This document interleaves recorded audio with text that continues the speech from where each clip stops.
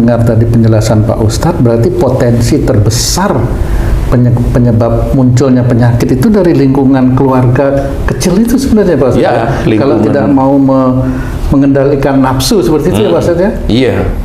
Jadi harus memaksa isi harus ini namanya. Memaksa anak harus seperti ini, memaksa orang tua juga harus seperti ini. Enggak, salah. Ma orang tua lupa. Salah, Pak. Salah, Ma. Ini. Nah, kan salah itu. Ya akhirnya itu memicu kolesterol itu akan muncul karena organ di titik tertentu di hati itu rusak organ itu dan itu nggak bisa diperbaiki kecuali dia tobat kepada Allah Ta'ala. Karena yang punya hati itu Allah. Oke, Ustaz. Tertarik dengan lemah lembut dan tidak keras hati, ini hubungan antara orang tua dengan anak nih Ustaz, karena ada penggemar kita yang selalu minta titip pertanyaan nih Ustaz nih. Dia memang kaku nih, dia mengakui sendiri nih, seorang bapak nih kaku nih, ngakui sendiri, namun sekarang sudah mulai lembut hatinya karena sering dapat nasihat dari Ustadz melalui YouTube-nya. Persoalannya adalah anaknya ini kalau dinasehatin malah galakan anaknya.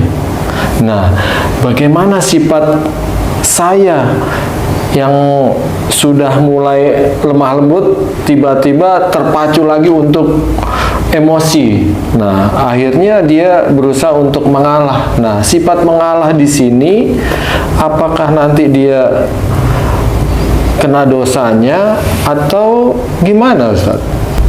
Iya. Sebenarnya ini yang sampai saat ini belum terpecahkan oleh saudara-saudara muslim. Oleh guru-guru kita itu belum terpecahkan. Sebenarnya anak yang melawan tadi insya Allah itu kan dari genetik orang tuanya. Dulu orang tuanya keras kan gitu. Akhirnya oleh Allah Ta'ala diuji. Makanya anak ujian bagi imam, istri ujian bagi imam, harta ujian bagi semuanya dalam keluarga. Itu sudah diceritakan di dalam Quran. Makanya ujian ini harus dicari. Kalau anaknya lebih angker daripada ayahnya umpamanya, itu dicari dari mana. Nah, kalau memang itu dari sifat ayahnya atau dari sifat ibunya, dilihat kok berani kayak gini, kayaknya saya deh, umpamanya bapaknya nih, oh ini saya kayaknya dulu saya nggak ada yang saya takutin, keras, ngawur, omongan kacau dan sebagainya. Nah, di titik itulah hidayah Allah itu diberikan kepada orang tuanya. Sehingga punya ilmu bahwa oh berarti kalau anak saya seperti ini berarti ini genetik, bukan kesurupan jin yang akhirnya dibaca-bacain agar anak itu takluk, bukan itu. Banyak pergi ke orang pintar supaya anaknya nurut, supaya anaknya nurut, bukan itu. Itu bukan ujian untuk orang tuanya, malah jadi masalah berikutnya. Ya kalau yang dibaca-bacain itu benar, yang diajarkan oleh Rasulullah Muhammad SAW. Kalau salah itu kan musyrik nanti. Dan musyrik itu dipertanggungjawabkan nanti sampai di yaumul hisab. Nggak boleh main-main. Ya, nggak boleh main-main. Jadi harus berpikir bahwa anak yang keras tadi berarti dari genetik orang tuanya. Nah, kalau orang tuanya sudah paham, orang tuanya fokuslah setiap sholat, mohon ampun, siap tahajud, mohon ampun, terus menerus.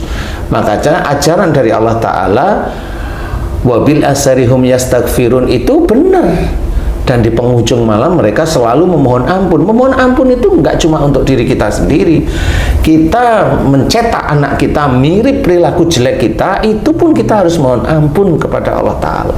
Memohon ampunan. Iya, jadi mamanya Haji J, anak saya, ya tahu Haji J itu kurang ajar. Tahu nih, kok kayaknya sifat saya tiap malam hanya cuma mohon ampun. Ya Allah, anakku yang bernama Jainuddin ini, jika dia keras kepala melawan orang tua, jika itu dari sifat-sifat saya sejak akil balik saya hingga saat ini, aku mohon ampun kepadamu ya Allah.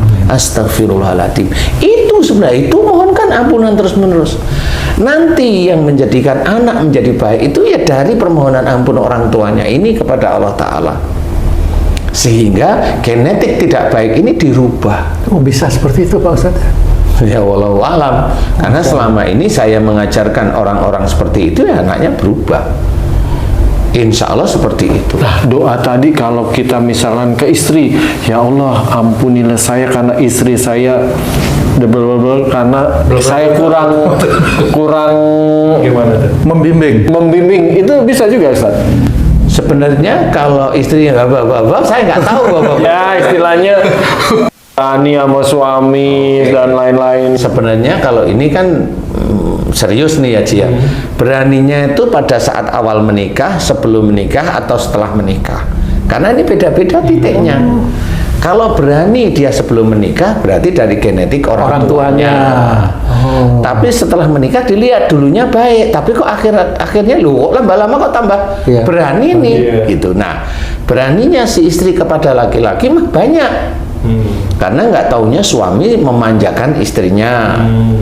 Suami disuruh istri nurut, akhirnya istri kan berani melawan. Ini kan berani, besar kepala akhirnya. Nah, ini kesalahan siapa? Istrinya ya salah, suaminya juga salah karena tidak mendidik dengan memanjakan istrinya. Saya anggap memanjakan ya, memanjakan istrinya. Inilah sebenarnya ujiannya itu malah ditabrak, membuat ujian baru. Seperti itu. Makanya imam itu tetap harus jadi imam. Kalau istrinya salah, ya ditegur baik-baik. Kalau ngelunjak, ya dinasehatin. Nggak boleh kamu gini. Seperti itu. Nah, di sini bukan karena si suami kurang dalam memberi pelajaran, tapi ada step-step tertentu yang memang suami salah di titik-titik itu. Ya, kalau global sih iya, tetapi salahnya ini kalau memang mau diperbaiki ya diperbaiki. Di luar si suami itu memperbaiki sifatnya yang terlalu lemah terhadap istri, di luar itu lagi yang kedua adalah ya memberikan pengertian pada istri apa yang salah di istri. Istri mamanya tugasnya ngelahirin, tapi dia nolak, aku nggak mau ngelahirin kan. Kamu aja ngelahirin. Maksudnya itu kan tugas ya Ci ya. Masa nggak mau ngelahirin kan gitu ya. Nah, itu kan salah menurut nasnya, istilahnya sebagai seorang istri. Sudah kodrat itu. Iya, sudah kodratnya, maksud saya kok nasnya sih. Sudah kodratnya sebagai seorang istri itu seperti itu. Mamanya diminta tolong suaminya bikin kopi. Kalau suaminya itu kerja, istri hanya di rumah, ya pekerjaan rumah itu istri yang kerjakan. Nah, suami itu kalau mamanya si istri itu lagi sibuk lah itu membantu namanya. Itu ciri Rasul seperti itu. Bukan kerjaan istri diganti suaminya. Lah, ini suaminya kelewatan masalahnya. Nah, ada kesalahan suami pada Allah Ta'ala, ada juga kesalahan istri pada Allah dan juga pada suami. Double jadinya. Gitu Ji. Jadi yang seperti itu boleh didoakan, tetapi juga harus ditegur. Karena kalau nggak ditegur, nggak ngerti salahnya istri di mana Ji. Paham ya? Nah, kalau sampai seperti itu, si suami tidak punya lah, insya Allah nggak punya lah kolesterol. Nah, yang kolesterol bisa aja si istrinya, karena ngeyel bisa aja kolesterol akhirnya apa? Punya penyakit jantung, semutan, kan macam-macam nih akhirnya apa? Nggak sebelum kesemutan atau penyakit jantung badan mulai melar, kan gitu, gemuk maksudnya Ji. Karena apa? Nggak banyak gerak. Kan gitu ya, Banyak makan, nggak banyak gerak. Iya, kalau mamanya saya nggak banyak gerak ya saya makan sayur aja, nasinya dikit kan gitu, sayurnya ya dikit karena nggak banyak gerak. Kecuali kalau memang saya banyak gerak ya oke lah ngikutin kan seperti itu ya. Makan ayam ya yang kecil-kecil aja seperti itu. Insya Allah kalau kolesterol hanya itu. Jadi orangnya biasanya kaku, ngeyelan, berani, seperti itu awalnya begitu. Nah, caranya, nah ini kan sudah saya ceritain nih, ada kaku, ngeyelan, arogan dan sebagainya. Ini kolesterol muncul, mohon ampunlah di titik tadi, kekakuan. Ya Allah, jika aku selama ini orangnya kaku, emosional, tidak mau menerima pendapat suamiku atau tidak mau menerima pendapat istriku atau orang lain, jika itu dosa, ampuni dosa-dosaku. Terus ulangi. Insya Allah nanti beberapa hari kolesterol turun kok, nggak lama insya Allah itu. Tapi kemudian mulai perilaku dirubah. Ya, seperti bapak tadi, kalau anaknya ngeyel didoain seperti tadi, mohon ampunan. Nanti ditunggu biar anaknya berani, biarin nanti suatu ketika kalau ayahnya memang sungguh-sungguh dia itu berubah, dia sudah tahu dan berubah, tinggal dosa-dosa lama ini kan nggak pernah dimohonkan ampun biasanya. Karena tahajudnya itu biasanya disuruh minta dunia. Jadi dia lupa kalau mohon ampun kalau sholat hanya 3 kali. Kan gitu, padahal mohon ampun itu banyak setiap saat. Kita salah bicara, kita salah berpikir, suuzon maksudnya ya. Kemudian dari gestur kita terhadap orang tidak suka, itu kan kelihatan nggak suka seperti itu, ya kan? Kemudian melamun yang dulu-dulu terjadi dilamunkan lagi. Maksudnya supaya apa tuh? Ya supaya teringat lagi, gitu. Terulang lagi, padahal salah terulang lagi. Seperti itu. Jadi itu kan ya salah ya. Nah, ini harus dimohonkan ampunan semuanya. Jadi mohon ampun itu tidak sekedar hanya cuma astagfirullahaladzim, tapi kalimat dengan kalimat yang jelas.